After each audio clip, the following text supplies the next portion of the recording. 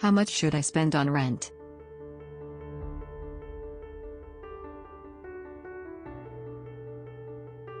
How much should I spend on rent? Are you looking for a new apartment or thinking of staying in a rented room or house? For example, a location that has a convenient transport system and the amenities that you require nearby. Now, once you have identified the requirements for your rent, focus on the financial budget. It is necessary to understand your financial budget to decide the amount you want to spend on your rent. What is the rent? In simple terms, it can be said that rent is used as a source of income where a landowner provides his/her house or land to a tenant. And the tenant has to pay a certain amount every month. However, in terms of economics, rent is represented differently.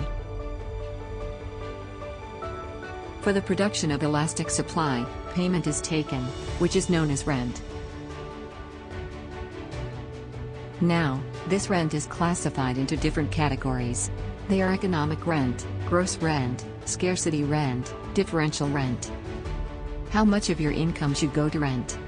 While renting a home or land, the first thing that strikes our mind is the amount to be paid. In case you have a stable source of income for each month, it becomes easy to identify the percentage of your income that can be spent.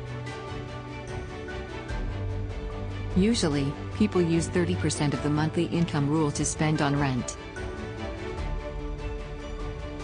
This rule not only works for you to decide the rent but also if you are a landlord, then it will help you to identify how much should you spend on housing.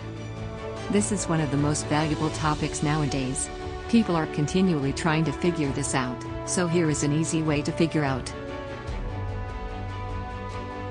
30% of your gross income is not always realistic. There are specific areas where the cost of living is so high. So all you are going to do gross income monthly times 0.3 to get what conservative amount would be for your total monthly mortgage payment.